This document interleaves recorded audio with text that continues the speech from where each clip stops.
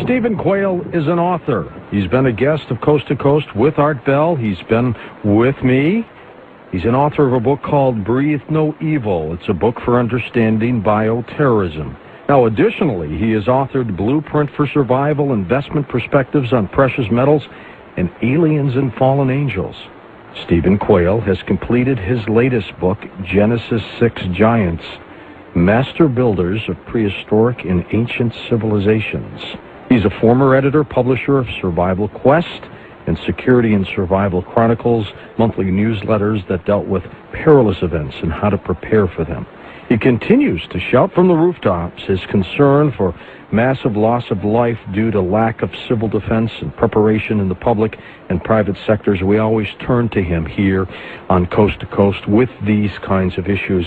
But this time, a different twist. For more than 30 years, he has been researching and investigating the influence and relevance of supernatural hybrids known as giants. And I've got to tell you, Steven, fascinating perspective. How did you get involved in this one? Well, interestingly enough, George, it was through, I guess you'd say, a dissatisfaction in college with classic anthropology. There were too many question marks, and so I started to investigate just the North American accounts of the giant skeletons that were found in the Ohio and Pennsylvania Valley. I'm talking everything from 10 to 12-foot tall guys found in copper armor. And the more I investigated, I found out it was a worldwide situation where we're talking some really big skeletons, all the way up to 36 feet tall. If we only had basketball then, huh? Well, I can tell you this, when some of these guys, some of the British giants, for instance, one guy specifically, listen to this, a guy by the name of William Joyce in the late 1800s, he could lift a ton dead weight, in other words, 2,000 pounds. And you're only talking about a guy that was 8 feet tall. So I think the situation that most people find in history is there are too many question marks. And when you're looking at the temples of the world, and you're looking at all of the, what would you say, the answers that are out there that seemingly are, swept under the rug, I think it becomes apparent that for some reason, someone doesn't want the issue of giants brought up, and that's why I spent 3 decades dealing with it. And as you know, the book has got on the front cover a British explorer with 2 12-foot giants from Kashmir standing over him. Now, again, this was in the late 1890s, and as early as 1970, in the jungles of the Amazon, there have been actual reports of people running into very shy natives who are in excess of 9 feet tall. How tall do you think the little guy is in the middle on your cover of your book, Genesis 6? According to they claim he's right at 6 feet. When I got that from a group of people in London that have the only photos of these guys around. Also in the book, I have a picture of a 12'2" Irish mummy, and it's fascinating because later in the show we can get into the mummy issue. But the point that's fascinating is if you take guys that are all the way up to 36 feet tall, 20 feet tall. The Emperor of China had 2 15-foot guards. Charlemagne himself was surrounded by rather large individuals. We have a Roman emperor named Maximinius who was a giant himself. His wife's bracelet, George, would fit around his thumb. We're talking about people that are, we're talking about people with big egos, big appetites, and incredible strength. We're not talking about the medical situation that you see sometimes on the History Channel where they show giants as being these guys that don't live very long, obviously like Andre the Giant, who was a wrestler. Right. We're talking about guys with unbelievable strength, unbelievable knowledge, and unbelievable wisdom.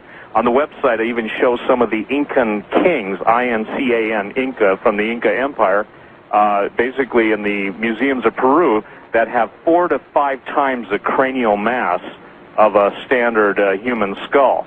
So we're not only talking about big guys, we're talking about people with incredible intelligence, and we're talking about an answer that obviously classical anthropology and archaeology, these guys don't want to deal with this. I think it was David Hatcher Childress that coined the word Smithsonian Gate.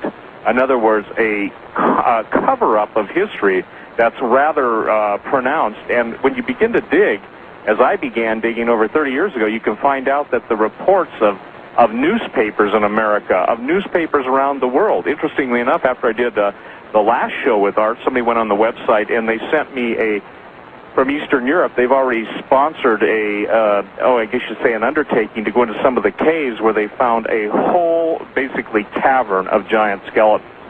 And in the New Ancient American, which is a magazine that's put out in America, they found the most contemporary find. It's someplace in desert Southwest, and it actually shows the pictures of the giants, shows the cave, etc. So basically, interestingly enough, too, is that when you look at this, you see that there is a very, very, how should I say, skittish archaeological base out there that doesn't even want to deal with this. Well, do you think, Stephen, that these giants were regular offsprings of people, or that they popped up in a very unusual way, depending on the percent of population at the time? Well, first of all, I believe that the reason I use Genesis 6, let me read this and then I'll comment. All right. Genesis 6, 1, 2, and 6 are kind of interesting because it gets into the whole alien, the whole Nephilim, the whole Zechariah, Sitchin, Anunnaki, but let me read it. It says this: "And it came to pass when men began to multiply on the face of the earth, and daughters were born unto them, that the sons of God saw that the daughters of men, that they were fair, and they took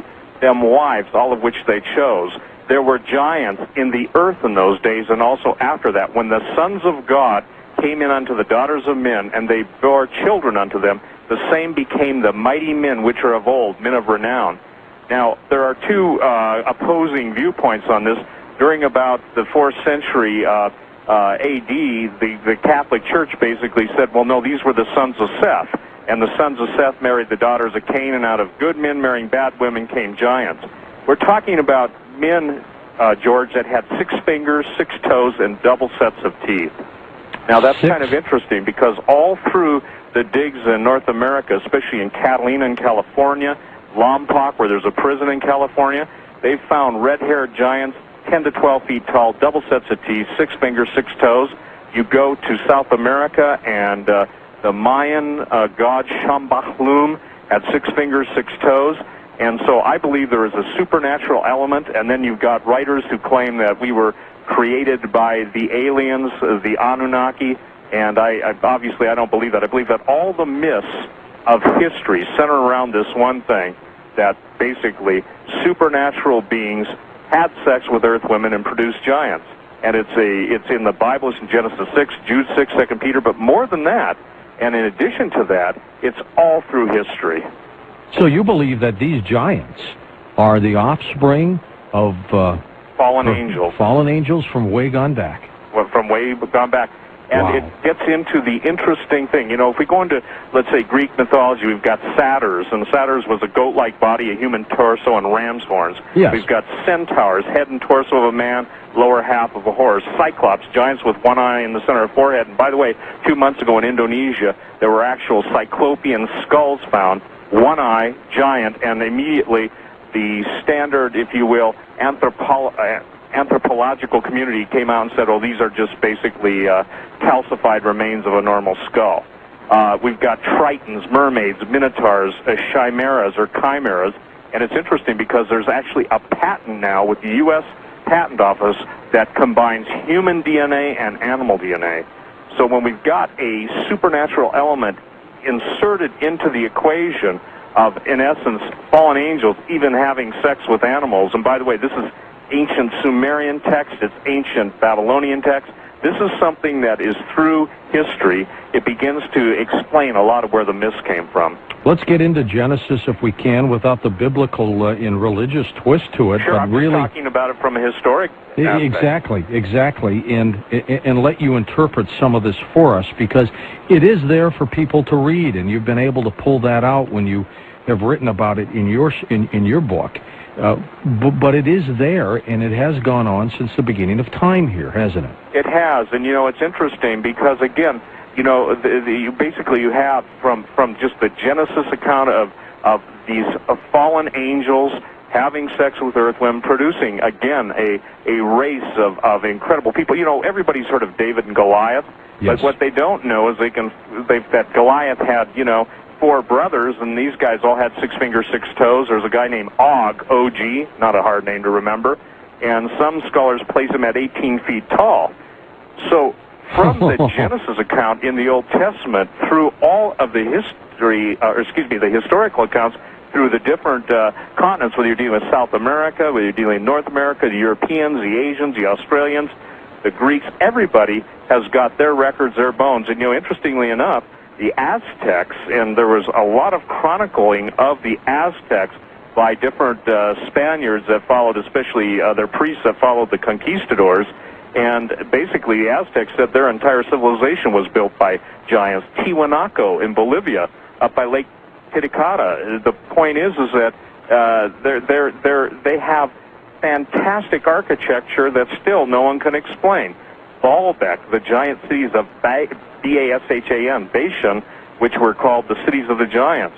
So I'm talking about a time period when there were some really big guys. And see, in classic anthropology and classic archaeology, this stuff is basically taboo. They won't deal with it. And it's fascinating because when you go even to 1905 in the Phoenix Gazette, there are actual full front page stories about a gentleman from the Smithsonian named Kincaid who actually found caverns with giant statuary from Egypt, etc. And when people have tried to investigate, David Hatch, Childress, and others, I mean, it's fascinating. They hit a dead wall. It's kind of like the scene, on Raiders of the Lost Ark, where the Ark gets placed in a giant warehouse only to be forgotten.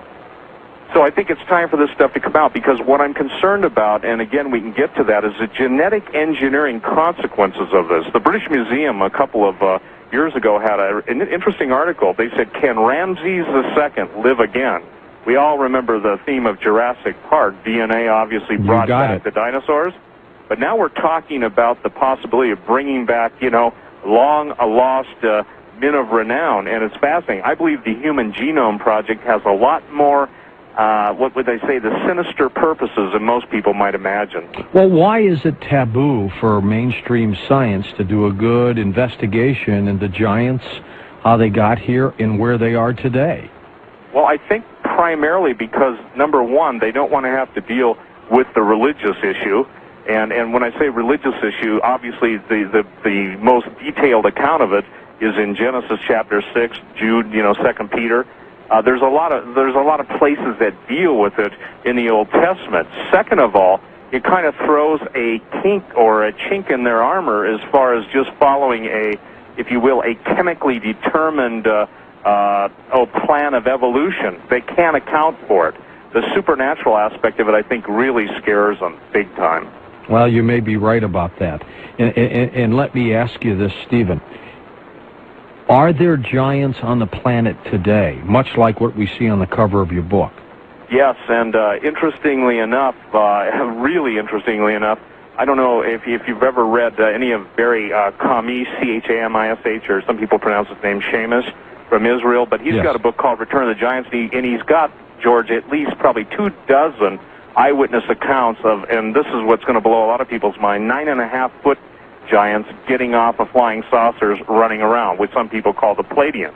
Whoa. Now, again, if you're dealing with the supernatural, and again, for people that don't believe in the supernatural, they're going to say, oh, man, this guy's whacked out. But if you look at the history of these guys from Europe, the North American giants, I mean, we've got a situation that's just amazing. Everybody from Coronado, Magellan, you name the great explorers of history, encountered these guys. The very name Patagonia, which everybody knows is a clothing line now, from South America, the Patagonians mean Bigfoot. And I have on my website an interesting account from the Gentleman's Gazette, written in, I think, 1767. And that's pretty close to the time when Magellan actually encountered these people. And once Magellan encountered them, everybody went to see them, and then they started encountering them all over the world. So I think the interesting thing about this is that, if you listen to classic history, some miracle happens, so many thousand years BC in Sumeria, and all of a sudden men are given all kinds of knowledge and understanding that no one can explain. I kind of look at it like Solomon did. He said, the thing that has been is that which shall be, and that which is done is that which shall be done, and there is no new thing under the sun. We talked to different people who are Indian scholars from the continent of India, and, they basically have got in the Mahabharata, the epic poem, they've got Vimanas, which are the flying ships. I mean, it's fantastic. The battles, George, are so succinct and so detailed that you'd think you were basically in the 21st century and it's World War III time. Stephen, what do you think their personalities, personalities were like? Were they good people? Were they evil? Yeah, very evil. It's interesting because, first of all, they're the ones that introduced cannibalism. You know, as I've studied every continent, and again, in my book, by the way, it's 480 pages, and as you know, George, it's got every account, who documented it, so I think it's above reproach when you're dealing with 15th, 16th, 17th, 18th, 19th century eyewitness accounts that are validated by, second and third witnesses. But their personality was kind of interesting. When Caesar was encountering them in his campaigns in Europe and stuff, their voice was so shrill that it sounded like, as one chronicler said, it sounded like the voice of a harpy.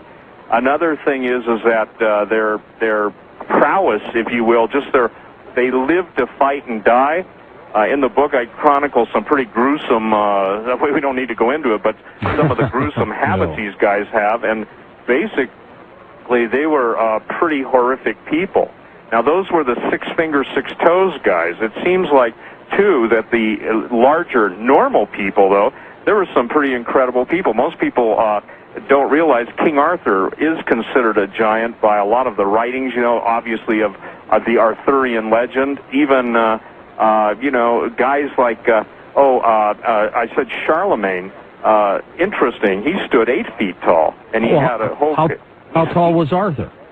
9 feet. King Arthur was 9 feet tall? Yep. No wonder it was easy for him to pull that sword out of the rock when he was a kid. Yeah, it sort of puts a whole new twist on history. And, this is fascinating because, again, when you're talking about, what can a power lifter nowadays, a weightlifter, do? Really, can they do like 400 pounds dead, straight lift? I don't know.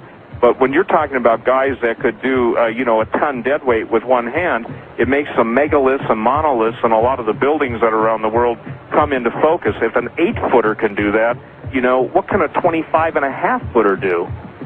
We've all heard the story of Adam and Eve. I wonder, and we'll check in with guest Steven Quayle, is Adam and Eve were actually giants? More to come. I'm George Norrie in for Art Bell. This is Coast to Coast AM. Welcome back to Coast, George Norrie with guest Steven Quayle. Steven, I was told that the Sumerians had a counting system based on 6, and when you talk about 6 fingers and 6 toes, I go, maybe there's something to that. Did you know that? Yes, and interestingly enough, when you see the Sumerian king that's seated on his throne in the standard stele, or basically the bas-relief, if you notice him, he's got very slender legs, and if he were to stand up, he would overtower by a factor of at least 2 to 1 the guys that are serving him. It's a standard Sumerian seals inscription. So, interestingly enough, when you look at the Sumerian pantheon, it's been stated that even, George, this will blow your mind, even in the halls of the military and the Pentagon, when they encounter unidentified flying objects of a specific kind, they refer to them as the gods of the Sumerians returning. That does blow my mind. Yeah, and I mean, Liz, how about this? Everybody knows Buffalo Bill Cody, interesting, colorful figure from the West. Now, here's just kind of like a really interesting little snippet, okay? The North American Indians believe that the first race of human beings were giants. And interestingly enough, in a story in the autobiography of Buffalo Bill Cody, Cody writes that while camping on the South Platte, a Pawnee Indian came into the camp with what the Army surgeon pronounced to be a giant thigh bone of a human being. Asked about where such a bone might have come from, the Indian replied that long ago a race of giants had lived in the area. The race of men had been, according to the stories handed down by the tribe, 3 times larger than normal men. And listen to this, and were able to outrun a buffalo and even carry it once they captured the creature. Now, that might sound unbelievable to some people, but then you can actually go into the Roman historians who talk about Maximinius, that's the guy I referred to earlier. Listen, he could outpull a chariot with a team of horses, and he's the guy that was so big, he could outrun a horse at full gallop. Well, a horse goes at a 30-mile-an-hour clip. You got it. So, you know, you take the standard stride of a normal man, and you get the feeling. By the way, this Maximinius had a phenomenal appetite. He ate 40 pounds of meat a day and drank 6 gallons of wine. and see, these are what are interesting in the book, and I want to share with people. In the book, I've documented over hundreds and hundreds of hundreds. Literally, I'm approaching 800 or 900 different incidents of the giants in history. And not only with the anecdotes, but with just who wrote it, where they wrote it. And if you want to understand that, when you look at the history, for instance, of the Aztecs, Incas, and Mayas, the Aztecs had their god Quetzalcoatl, which was a giant that came from the east. It's why the conquistadors were able to conquer Montezuma, because he was looking for the prophecies. And these guys were big, they were smart. And this is, if you go to Viracocha, you go just down the coast, basically, from Mexico into South America, and you get into the Mayans, and then you get into the Incas. It's fascinating. They all inherited giant cities that they did not build. Steve, take us back to the Garden of Eden, Adam and Eve. Were they giants, or were they about our size? Well, basically, interesting, there's a French book called Les Giants, and forgive my French, but they claim that Adam and Eve were much taller, around 7 to 8 feet. Now, again, we got to separate between, let's say this, normally larger people, and obviously everything from gravity to a different density of the atmosphere would have affected that. But what I'm talking about, the supernatural, the Nephilim, in other words, the fallen angel. And by the way, George, you know, we talked about it. Nowhere in the Old Testament do sons of God refer to normal people. In the book of Job, it's always the Benai Elohim, and you know, Sitchin and others have stretched that to mean the Anunnaki. It means literally the angels, and it talks about them being able to basically shapeshift. And every obelisk, let me tell you something that's kind of interesting. Every obelisk in history, they're found throughout the world, all, and when I say this, I don't mean to sound like a pun, but it points to the fact that the angels were able to take on themselves, you know, human sexual features and procreate. Some people have a really hard time with that, but every time you see an obelisk, even the one in Washington, that's what the real history of it is. It's not just, oh, gee, this is a nice monument.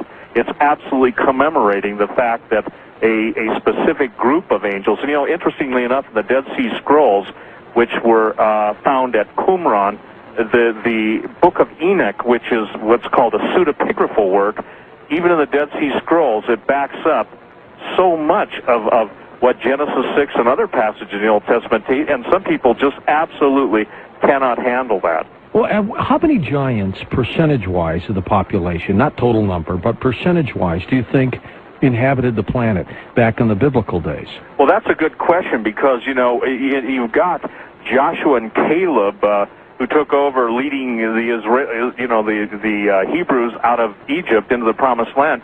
Pretty much everybody they encountered, the Canaanites, the Perizzites, the Hivites, everybody, the Zanzamin, everybody that they encountered was a giant. So I would say this, that when you're talking about the area of Canaan, when you're talking about the Middle East, I would say, based on what I've been able to determine, pretty much 50 to 60% of who they encountered were giants.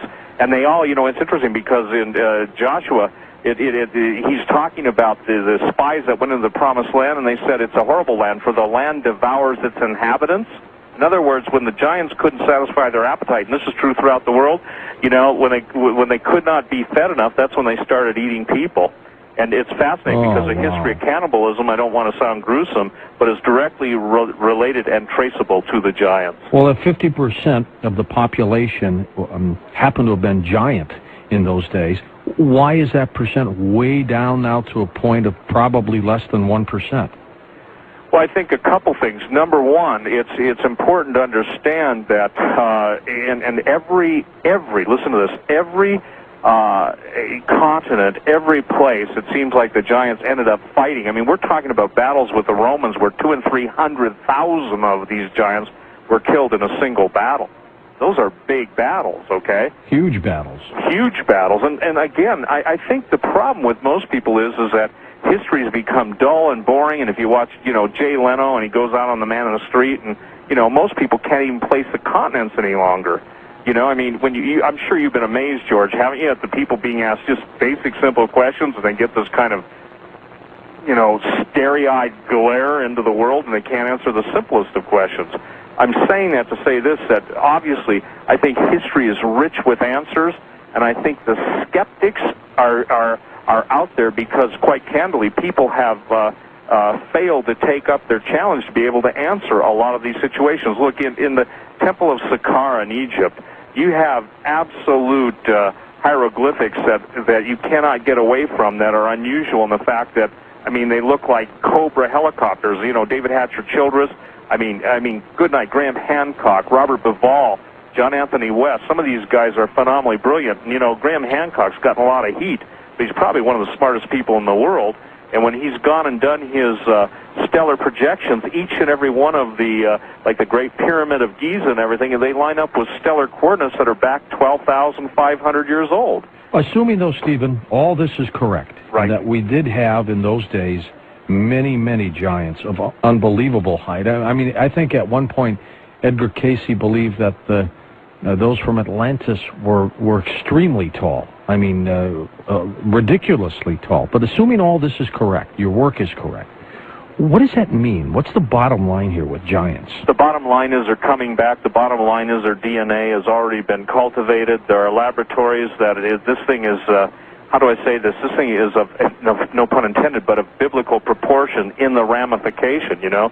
We're talking about a lot of things happening. You know, as you know, before Malachi Martin died and Art did the phenomenal interview he did with Father Malachi Martin, Malachi Martin made a statement. He said, imagine the very worst thing you can think of, and then multiply it by, what do you say, 100 or 1,000 times? Yes. And that's how bad it's going to get.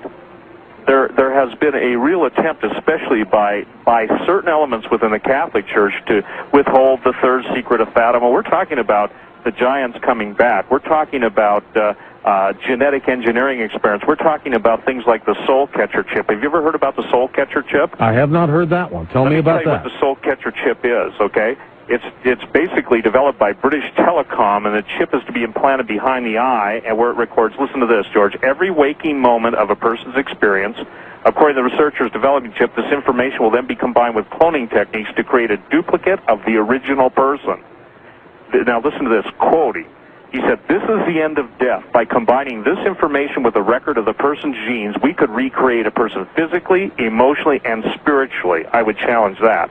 An implanted chip would be like an aircraft's black box and would enhance communications beyond current concepts, he said.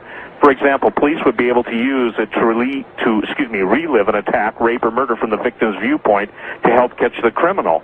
Now we've got the British announcing, what was it, I think 10 days ago, that they've now identified a gene that's common to criminals. Yes. It's kind of like the movie with Tom Cruise, where now they're going to have a committee for pre-crime.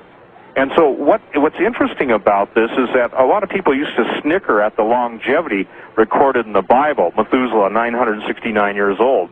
Enoch, 365 years. So when you start to understand that the genetic altering, and one of the things I get asked all the time, and this is a great question, I think it's a fabulous question, did the ancient Egyptians have reason to believe that there would come a time when they could be reconstituted? May I read you the interesting thing from the British Museum? Yes, you may. Because this blew my mind, okay? And it's interesting because, again, we're talking about Ramesses was the second, one of the most famous pharaohs of Egypt, and it's fascinating that when we talk about this stuff, people say, well, they can't be doing that. Listen to this. This is from CNN Egypt. For decades, the mummified remains of Ramesses II have rested in the Cairo Museum and hauled out occasionally for the viewing pleasure of visiting dignitaries. Like his fellow pharaohs, Ramesses wanted nothing more than live for eternity. Now, some 3,000 years later, some observers speculate that maybe the ancient Egyptians, with their determination to preserve their bodies, were not so much prone to wishful thinking as they were thinking ahead. Reports that Scottish scientists have cloned an adult sheep named Dolly. Goes on to say, the question is whether such DNA could be cloned so the great Ramesses or perhaps Seti I or even King Tutankhamun rise again and have life after death they so desperately craved.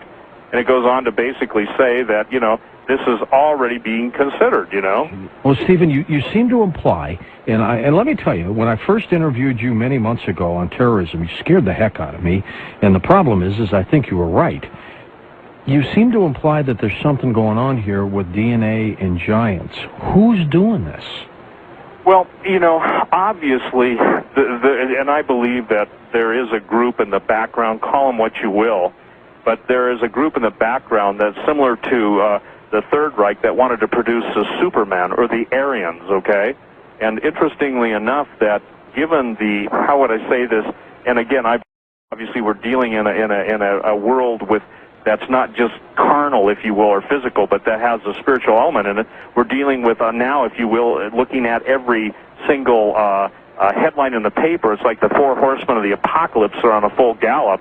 I believe that what we're going to see is basically just as in the days of Noah. And what people don't understand is in the days of Noah, all this really wicked and strange stuff was going on. I think we're getting ready to see it again in an unfathomable application to contemporary events. Do you believe, without a shadow of a doubt, that giants were the offspring of extraterrestrials who came to this planet? If you mean by extraterrestrials, I believe that angels were, and I believe in literal biblical angels, you know, that basically had their own realm of being. In Greek, there's a word called oikaterion, which means, in essence, their place, their dwelling place, or their, if you will, boundaries. I believe they left the boundaries that God had given to them, and that they basically mixed with the seed of women, producing this offspring. And I think that it's going to happen again, because what's happening is in Noah's day, the whole earth was filled with violence. And let's face it, this isn't a land of peace and love. I'm not only saying this land, but things are not getting, in my opinion, more sedate or more mellow. They're building towards a climax. So to answer your question, I believe that the what is commonly called the aliens, or as Zechariah Sitchin writes about the Anunnaki, are definitely fallen angels. So they would be extraterrestrials, but they would almost be extra-dimensionals. Aren't fallen angels, Stephen, like the devil? Well, the devil was actually a cherub, you know, and there are different groups of heavenly beings. Let me give you a good example. One of the most interesting, if you will, windows into the past is the book of Enoch. Enoch was a guy that, in Genesis, very little is said about him, that he walked with God and was not, for God took him. Two guys that didn't die were Elijah and Enoch. The point being is Enoch wrote or is attributed to writing the book of Enoch, but there were also other volumes that have disappeared. There are people like myself that believe the Vatican has them and won't release them, okay? And it's interesting that you have in the book of Enoch a whole a panorama of not only the past but also the future. And the future in the book of Enoch is one that's pretty gruesome until God ultimately puts down evil. So I believe there is a battle between good and evil, and I believe that people should realize that if I want to keep you in the matrix, I'm going to provide you all the data and all the imagery that will support the matrix. Once you get outside of the data and imagery beyond the matrix, you find out, hey, somebody's been lying to me. And that's why I wrote this book. And again, it's 480 pages, George, 30 years of stuff. And people may not accept everything, but if they want to be blown away by what really went on in history, I would encourage them to do that. And by the way, on my website, there's a chart. I don't know if you've gone to it, but go to my website, stevequayle.com, and then look on the chart, and you'll see how tall 36-foot guys are in proportion to 6-foot guys. Yeah, I saw that. Well, and what's interesting, now obviously their arms would be bigger, their heads would be bigger and anything. That's just for relative size. And if you think about it again, you've got guys who are writing, you know, from the Middle East. And have you noticed this week, too, that it seems like, well, actually in the last couple weeks, more flying saucers, more... Oh, it's huge. They're all over the place for some reason. They're all over the place. And so I maintain that obviously there's going to be, if you will, a dialectic setup where, you know, the, quote, space brethren are here to save us from ourselves, kind of like the day the earth stood still. Yes. And the point being is that there's a very sinister side to this. And the very sinister side to this is the fact that humanity is expendable, and it's kind of like, do you remember seeing an old Twilight Zone where an alien comes with supposedly the book to save everybody? It's called To Serve Man. That's the name of the Twilight Zone. Being lunch. My very favorite Twilight Zone episode. You brought it up. And basically, what I'm saying is that we're seeing the same thing being enforced. By the way, again, it seems like, you know, unfortunately, this is something that's coming back on the scene. And let me make a distinction, because I think this is important, and maybe we have to get to it in the second half of the show. But there is a distinction between a demon and a fallen angel, okay? A demon is a disembodied spirit. The giants, when they died, that which was born of heaven and earth, those spirits were what became the demons. They have appetites, and they all have one thing in common. You know what it is? They hate mankind. Oh, that's great. Yeah. So, this is fascinating stuff. And someone says, well, how does this fit into 20th century technology? The technology of the ancients so surpasses what we have now. You know, the point is that we're all technologically egotistical and think, oh, boy, we got this, we got that. We don't even hold a candle to some of the things that have gone before us, because in the book of Enoch, it talks about the supernatural intelligence of the fallen angels being given over to mankind to basically, enable us to kill all ourselves off. More on giants. I'm George Norrie. Back in a moment on Coast to Coast AM.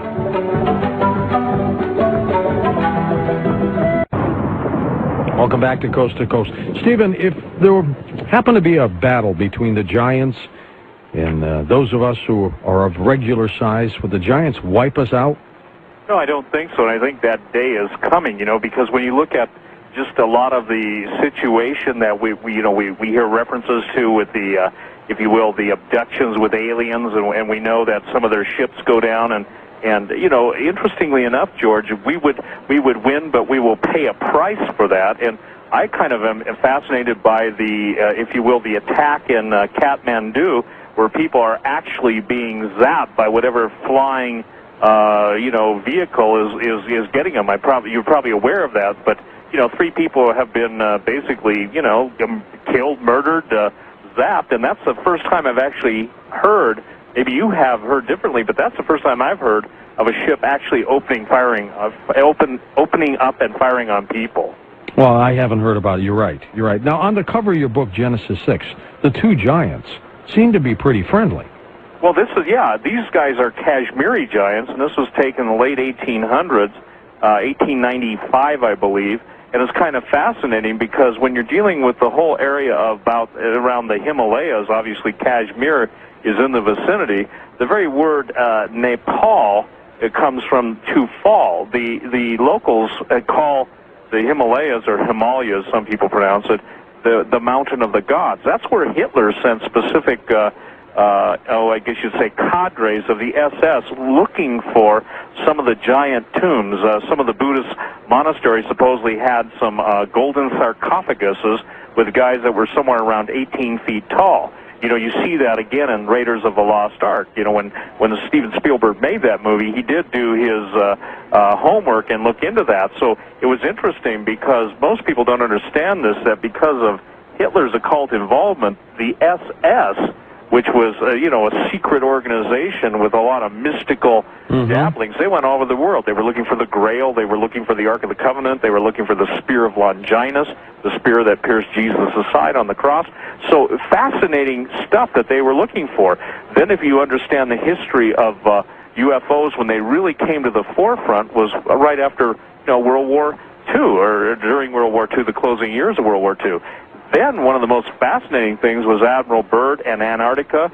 All of the German U-boats had disappeared. We actually had a war in Antarctica. Most people don't even know it existed. It was called Operation High Jump. You familiar with that? No, I'm not. Yeah, fascinating. Listen, George, there is so much incredible stuff out there. What happened there? Well, during World War II, at the close of the war, when obviously to a lot of the Nazi high command, they saw that they were going to lose the war, they headed down. They actually took many of their U-boats down to Argentina, and then they went to Tierra del Fuego, which is on the coast of South America, and then they went into Antarctica. Supposedly, Antarctica was called, by the way, New Schwabenland, and because of the volcanic activity, there were actual, if you will, almost, and this is something that is fascinating beyond belief, but the bottom line is there were so many U-boats that disappeared that they were actually setting up, if you will, an under-ice city, if you will, last-ditch place that was so temperate that the reports that got back to the South Americans and got all over the world were that basically the Nazis had set up a base in Antarctica that was temperate. In other words, even in some areas it was tropical. Underwater? Underwater? Pardon? This was underwater? This was under the ice. under the ice. And this, you know, if someone wants to go on the internet and look this up, it's Operation High Jump, or you can go to Cyberspace Orbit and type it into their search engine. It's one of the most fascinating, overlooked stories of World War II. Interestingly enough, too, Byrd talked about encountering flying saucers, etc. Well, there's no doubt about that, and I've seen accounts on that. Right. So what I'm saying is, you're asking me a question. I believe we're coming to that time where there will be another battle. Let me give you a good example, okay? How the ancient will reflect the future.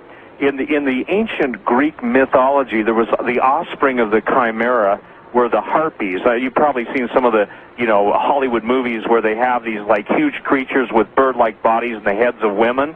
The Norse legend, the equivalent were the Valkyries, okay? Obviously, Wagner's Charge of the Valkyries, very famous piece of music. But in Revelation 9, 8, and 9, it says the Great Tribulation period, and it is talking about this, and they had hair as the hair of women, and their teeth were as the teeth of lions, and they had breastplates, as it were breastplates of iron, and the sound of their wings was the sound of chariots of many horses running to battle. And this is talking about the battle that's yet in the future. So it's fascinating, isn't it? We look back to ancient history to look forward to the coming period of Great Tribulation. And I think Malachi Martin, and I want to bring him up again because that made such an impression on my life listening to him, putting two and two together. I think that he had access to so much stuff that everyone else is denied, okay? And given the access to what most people can only get snippets of or little pieces of, I think it absolutely took his breath away, and I think there's no way to describe it in human terms. And see, a lot of people get freaked out, and, you know, I'm sorry for that, but there is an aspect of history that's a very non-chemically deterministic, that's very, very much going to change the way the world sees itself. Let's take, for instance, crop circles, okay? Have you ever I wonder what happened to all of Malachi Martin's files and things like that. Well, I got news for you. I believe that he was wasted, and whoever wasted him took him. And when I say wasted, I don't believe that he just died a natural death. No. And you know, again, I guess, you know, whether people want to believe that or not, I could say this. There were points in Art's interview with him where he was very scared. Yeah, I heard some of that in his voice. Yeah, and I'm not making it up, am I? You heard it too. I heard it in his voice. You could hear things like that. Or a concern. Maybe not just scared, but a concern. Right. Kind of like a desire, George, to really tell what he knew, but he knew he couldn't.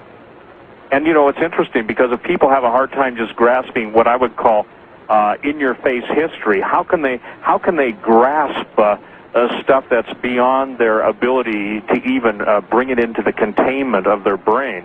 All right, now what were you saying, though, about crop circles and giants? Well, yeah, now we get into some interesting stuff because, again, when you're dealing with crop circles, and I think, you know, Colin says that there's probably about, he figures 25 to 30% are real, and then there's a whole bunch of people out there trying to fake. What's interesting about the crop circles, and I'll tell you a fascinating story, the crop circles are a language unto themselves, and they're a basic, some of them are spatial references to different coordinates in the universe, okay?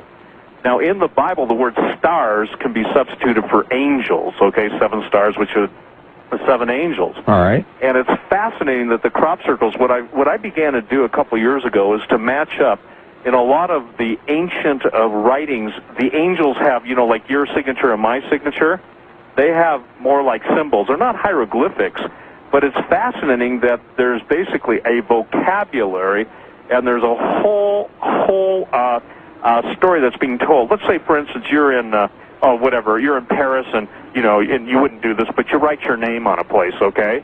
And you said, this is George Norrie from Kansas City, Kansas, okay? Me doing graffiti? It's not only graffiti, but it's a time-sensitive graffiti. When I say that, it's almost like, have you noticed that the circles now are appearing in British Columbia and different parts of the world? Oh, they're almost in every country on this planet except for one or two. But have you noticed that they're coming out in the open or manifesting themselves almost in direct relationship to the increase in saucer activity? True. Well, what I'm trying to tell you is, and I got to tell you that this stuff gets into really heavy heavy, beyond what most people can grasp. The National Security Agency has a prime directive. That prime directive is simply anything that will upset the status quo is automatically classified, you know, top secret, above top secret, and then in the compartmentalization of it. We've seen it recently in the announcement that if they do find a near-Earth orbiting object, the astronomers have to give so much notice, and they're not going to be able to tell the people for so many days. You remember that? Yes. Well, the National Security Agency basically has a prime directive, and anything that would disturb the status quo, or, how should I say this, upset the apple cart, and my definition of upsetting the apple cart is anything they don't want us to know, is automatically classified and automatically compartmentalized. This crop circle phenomenon is like, if you will, a timed sequence of messages, and believe me, I'm not talking about just I'm not even dealing with the fake ones, okay?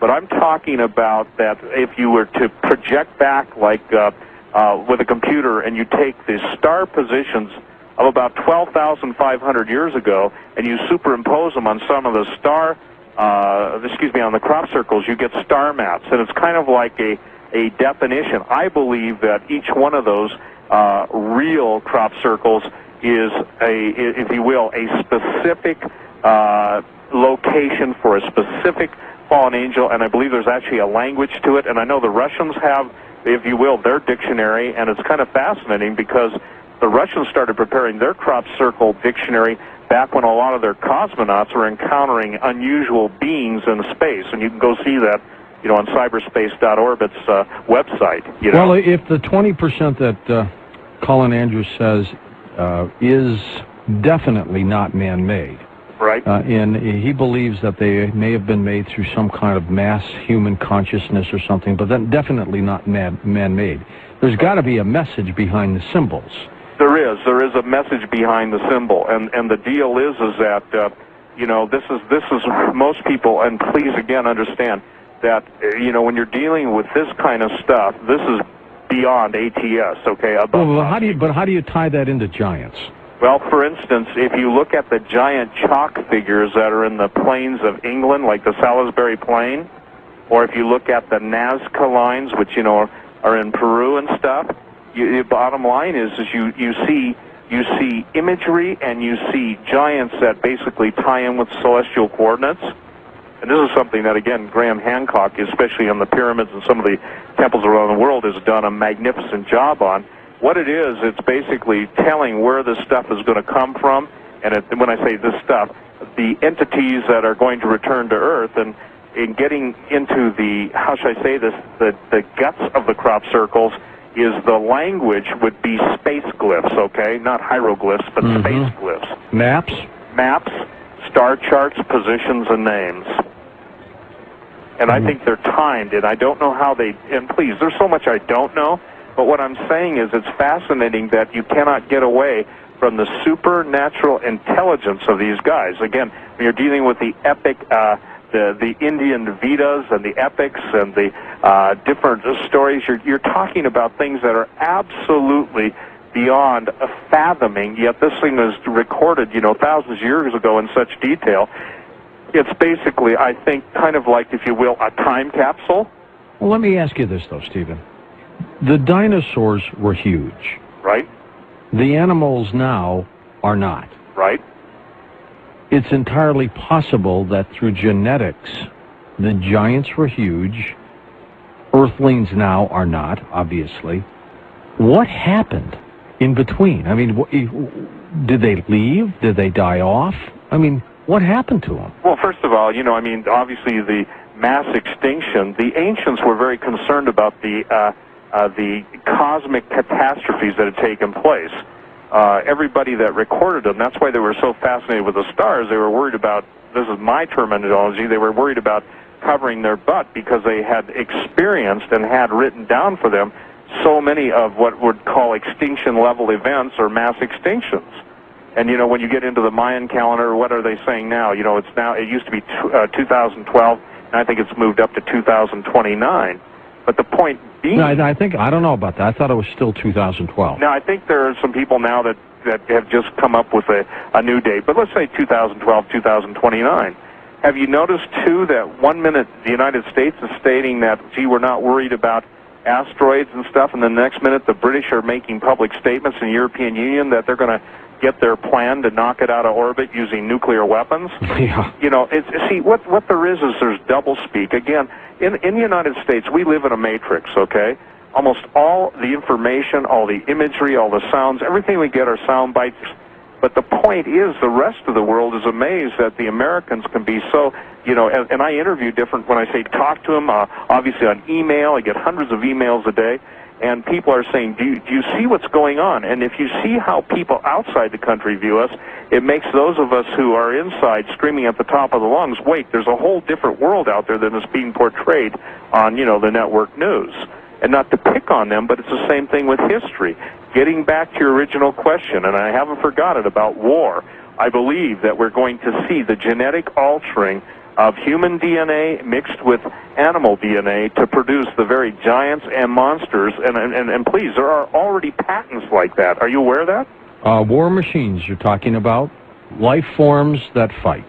You got it. Like, and it's fascinating because Bill Joy, one of the founders of Sun Microsystems, although you know, he wrote a fabulous essay, which is considered one of the best essays of all time, called "Why the Future Doesn't Need Us Anymore."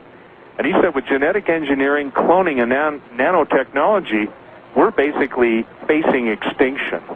That was the you know, the bottom line, and I would encourage everyone to read that. They can get it on the search engine, Why the Future Doesn't Need Us Anymore. I think they can get it on my website, too, www.stevequayle.com. If you were able to get some of the bone marrow out of a giant's bone from the antiquity days, would you see a different genetic makeup as you would see from humans of today? Oh, absolutely.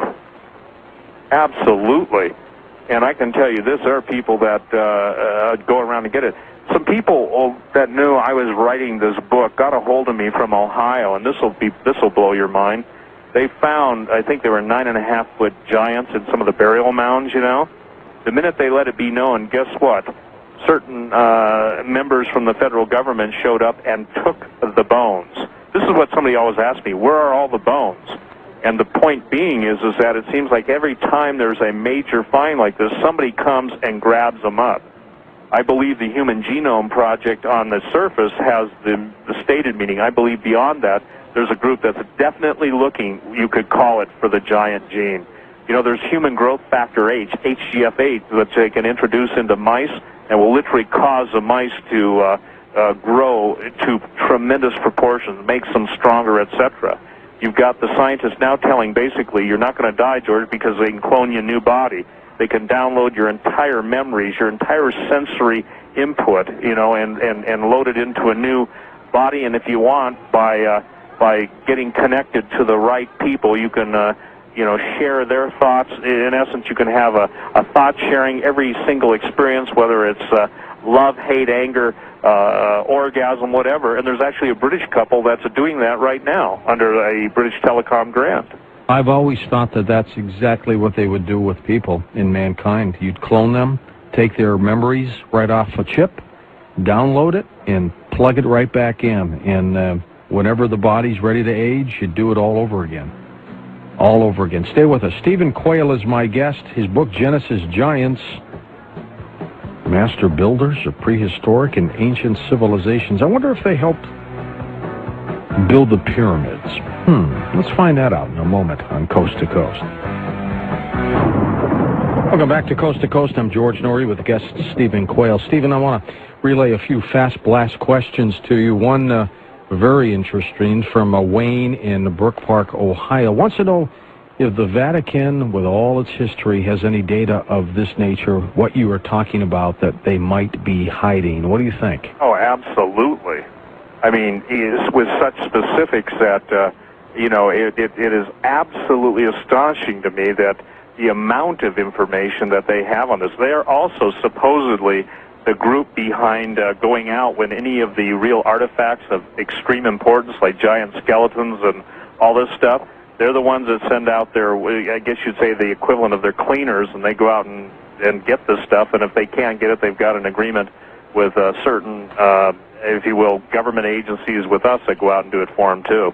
So there's a real desire to suppress it, And so to answer his question, absolutely.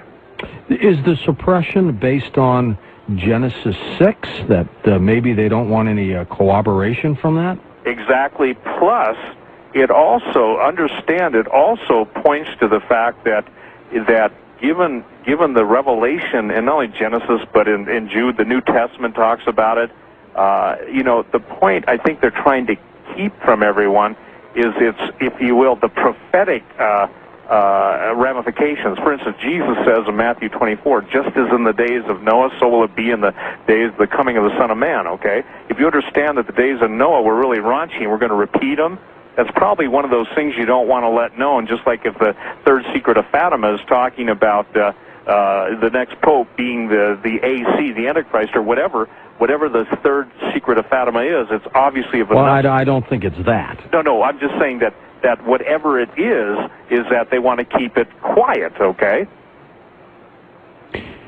Well, maybe, whatever it is. I mean, there have been reports that it's been already announced. I'm not sure no one believes that, George. The fact that there'd be an attempt on the Pope's life. I mean, there are some people out there that have done a marvelous job of tracking it, and again, the point being is that it was never accepted. And I remember when, again, going back to Malachi Martin, the point being is that he did not indicate that it was anything sedate or tame, but rather so perilous and tumultuous that he dare not speak it.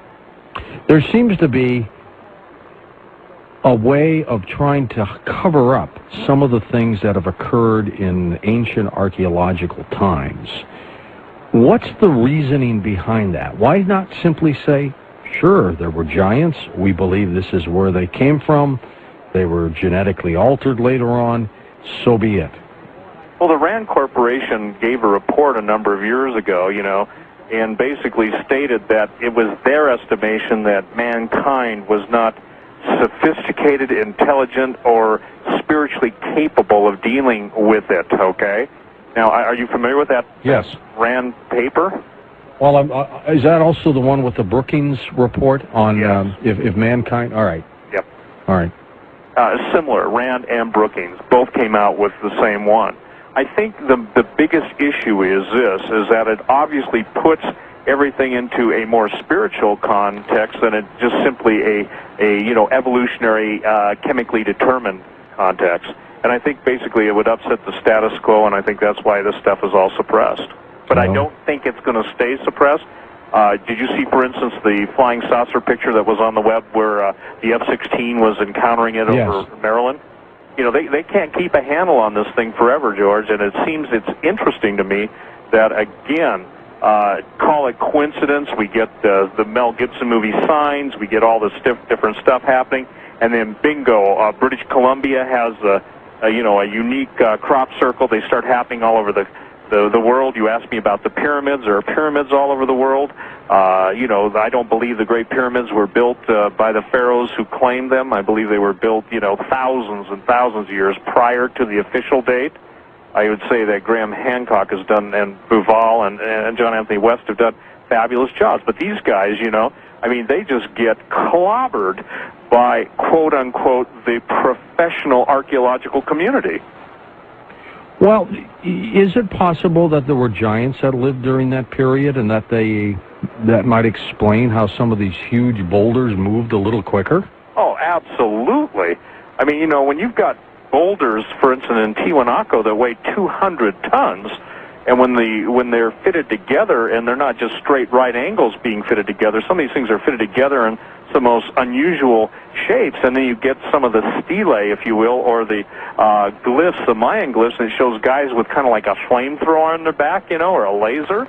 It's kind of an interesting thing. You've got Tibetan monks that can move extremely large and dense matter by their writings, and people have observed it. I haven't, but using a thing called harmonic levitation. Obviously, mass and density can be affected by, certain frequencies, and evidently the ancients, and I believe because of the supernatural intelligence that was imparted to them by these, quote, fallen angels, basically mastered a lot of this stuff. So I believe, quite candidly, that Tenochtitlan, Mexico City, all of the great great structures of the world were built by the giants. I don't believe that, they were built by just the people who claimed to have built them. And if you look at their original myths, Aztecs, Incas, Mayans, none of them claim to have built the cities that they inhabit. Well, the one thing that I do not believe, and never will believe, is that they built them with ramps, and they pulled these huge, huge rocks up ramps to the top. Right, and let me share this too. Classical archaeology states that everybody stayed kind of in their own backyard. It's called isolation, Yes. Versus diffusionism. Listen, can you imagine the oar strokes of somebody that was 28 feet tall? I mean, just think about it. Can you imagine the strength of someone that could lift, let's say, 4 or 5 tons? Do you think maybe they could pedal pretty fast, or they could paddle pretty fast? And again, even if you just assumed normal technology, it would be amazing. Then you get into the Vimana, V-I-M-A-N-A, the flying ships of the Mahabharata, the Indian flying ships, and you even get Hannibal, when was basically there are records of Hannibal encountering flying platforms that battled him, sending him back. So, the point is that are all these guys just stoned out of their mind and drunk? I don't think so. The point is, it's amazing to me that people don't understand. Look, until the Rosetta Stone was found, that was basically a stone that enabled scholars to read hieroglyphics because it translated between Greek, the Dodetic script, and hieroglyphics. They had a tough time. And now, I believe the Rosetta Stone, I think that's what my book, Genesis 6 Giants, is. Quite candidly, there's no other book like it. There simply is no other book like it. And I want to share with people that I guarantee them in the 479 pages, if their minds aren't blown and they go, wow, then I failed. But if I have, and I'm able to get them to think and to question, why are these things kept from us, I think it will help people to put history into perspective, and by putting history into perspective, they'll be able to see the future. You will get some skeptics who say, nah, you're nuts, not true. Yep, I know that, and I deal with them all the time, but I say this, look, I've done my homework, and if you want to argue over the history of these things, let's talk about that. But what skeptics typically do, out of either fear, anger, or jealousy, they go into what in Latin is called the argumentum ad hominem, which basically just means attack the writer, attack the man, but you can't really attack the argument because there's too much data. And we see that continuing all the time, and unfortunately, many incredibly gifted and talented men have been destroyed when they come up with anything that is not status quo. And my motto simply is this: the status quo of history is an absolute matrix, and 90% of prehistoric history and ancient history is a lie. What's your take on Zecharia Sitchin, the author of the 12th Planet and some other related books? Well, first of all, I've read everything he's written, okay? I would say this, where Zecharia Sitchin is claiming that the Anunnaki made us, okay, and that Adam was the first test tube child. Right. There are guys who are tremendous, tremendous scholars of the Semitic language. I am not one of them, okay? But there are the guys, and they question a lot of his interpretation. Michael S. Heiser, he's a PhD candidate, Department of Hebrew and Semitic Studies, University of Wisconsin, has basically said, Zecharia, a lot of your investigation is true, but a lot of your word derivations are wrong. And I would say this, it's amazing to me, people they want to throw God out, but they're certainly willing to accept the fact that maybe aliens genetically altered us or created us in the laboratory. Then my question to them is, who created the aliens? So if you get to first cause, when I'm saying this first cause, the, quote, absolute creative brilliance and genius of the universe, I say, Zecharia Sitchin's got some great stuff, but I also think that, and I can't agree with him on the Anunnaki. Listen, according to the Sumerian pantheon, the Anunnaki were the 7 judges of hell. They were the children of the god Anu, A-N-U, and they were contemporary with the 7 fates or the Pleiades. And it's interesting because you see how if it's the 7 judges of hell, and Zecharia Sitchin says those who came from heaven to earth, and Enlil was one of the gods of the Sumerian. He was the child of An, A in heaven, and the son of earth. Okay, excuse me, the mother earth, Ki, Ki. So you see, again, this heaven and earth coming together to produce the gods. And listen, if you were a giant with supernatural intelligence, supernatural strength, supernatural wisdom, I think the people who you were ruling over, unless you had to get hungry and ate them all, would pretty much worship you. And I think that's the history of a lot of the demigods, especially of Greek and Roman mythology. What I find fascinating, though, with you and with Sitchin and others is you all agree about giants, that they were there. It's just the interpretation of what they did and how they did it. Right. That's different. And for the record, George, I don't think where Zechariah has done his excellent work in his areas, to my knowledge, the area of giants has never been as methodically attacked. And obviously I'm not being super linear and sequential tonight, but I can tell you this, the book is the size of a bloody phone book about. And when I say that, there is so much in it that will absolutely fill in the question marks, you know. I can remember being a student in anthropology in college and absolutely saying, you mean you guys built this whole Australopithecus off of a jaw? You mean you built Cro-Magnon man out of this? In essence, there's a lot more, if you will, faith and speculation than when you find a complete skeleton. Again, I would encourage people who are on the internet to go to the website, stevequayle.com. They can link to it through artbell.com and look at the chart. It's absolutely amazing. Then look at the skulls. And when you look at the skulls and you look at the chart, you go, wow, this stuff is in museums and no one's ever said, how did these guys get such big heads? Well, you know, Stephen, you and I have talked before, and there are many things you've pointed out that I go, wow, he's right on. I'm going to jump out of the box for a moment here and agree with you wholeheartedly about the origin of the giants, that they were there. I'm not sure I can believe that there's a secret group out there trying to genetically create them again. I hope that's not my own naivete here. Well, you know, again, I don't think it's naivete, but can I tell you something? Absolutely. We have a hard time. And I won't be offended either. No. I mean, our naivety is based on the fact that most of us really, and I would say this because of the blessing of living in America, we want to believe the best, you know? The problem comes when you believe the best and you see that there are people that absolutely do not wish the best for you, but wish ultimate harm. We've talked about it on previous shows we've done about jihad and the fact of unleashing Ebola and some of these horrible, horrible biological pathogens. Who would do that, George? You wouldn't do it. I wouldn't do it. But somebody will. There are people that will do it. There are people that will do it.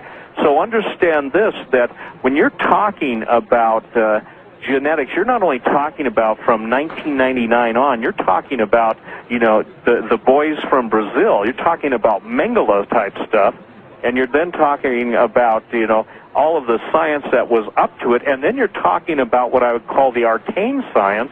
And again, there's so much stuff that is not given to us because, again, of national security. By the way, I wish they would be honest and call it national insecurity, okay? I believe the American people are a lot brighter and the people could handle the truth. And my statement is if they won't give us the truth, that means they want to control us with the lack of truth or with a lie. Do you know what would happen if they built giants that ran amok? What a disaster this could be. Well, let me ask you this. What do you think the psychology will be that if there is real or imagined, if you will, the battle in outer space comes to the battle on Earth? If let's say this, let's say in the next 2 weeks, let's say instead of one incident, let's say we hear of 6 to 8 incidents, George, where there are actually flying saucers opening up with some kind of particle beam blasting people. Funny you bring that up. I just had a story in India of some people who have been blasted by a huge sphere-type object, and they've been burned. You got it. So that's one instant. What happens if it turns to 6, 8, or 12? Then we got a problem. Then we got a problem. Okay. Then we have panic. Yeah. Now remember when Whitley Strieber wrote Communion, okay? Sure. The neat thing about that is in Whitley's own words, the fascinating thing about the aliens and the giants, and I mean this, they're both sex fiends, okay? There are instances, I got to tell you, a specific incident in Guayaquil, Ecuador, that was chronicled by Pedro Cieza, and I may be pronouncing his name wrong, de Leon. But he said this, the Ecuadorian giants were destroyed by thunderbolts in 1543. The teeth found with the giant skulls and bones, they were 3 fingers broad and 4 fingers long. He said they were 18 feet tall. He said in those days you could actually see on the rocks where the thunderbolts had hit them, okay? The reason why they also record the thunderbolts is that these guys, being 18 feet tall, were sexually going after the women, and I don't mean to be crude, but the bottom line is it killed the women, okay? And the point that I'm trying to make is that when you've got such specific chronicles, and usually, you know, the guys doing the chronicling aren't out there trying to just fit the history to fit their chief belief. You've got incidents where some of these guys' molars make a fist, George. Some of their molars was bigger than your fist. That's a big mouth. That's a pretty big tooth to pull if you're a dentist, isn't it? Yeah, and some of these guys had 40-inch feet. How big would someone with a 40-inch foot, you know? Yeah. I mean, I got news for you. There's no way to even begin to fathom the stride of someone like that until you realize that they can outrun horses. Stephen, a quick question out of Kennewick, Washington, and this guy is dead serious. He says, my daughter has 6 toes on each foot. What does this mean? Is this some kind of a genetic sign, or, you know, just my a fluke? statement is, if she doesn't have 6 fingers, 6 toes, and double sets of teeth, he doesn't have to worry, but it is interesting. A little baby that belongs to one of my ex-secretaries had 6 fingers on one toe. 6 fingers on one hand, but not 6 fingers on the toes. Unless they have toes, if they had toes and fingers, I'd tell him point blank that she's got something interesting going on with her. That is bizarre. If you can imagine it, a little girl with that. Right, and again, you know, I know this sounds almost. And I don't mean it to sound cynical, but when you talk about guys that had double sets of teeth, I mean, you're talking about, in the Old Testament, talks about the lion men of Moab. And you know, interesting, by the way, he's calling from Kennewick. Did he send you that from Kennewick, Washington? Yes.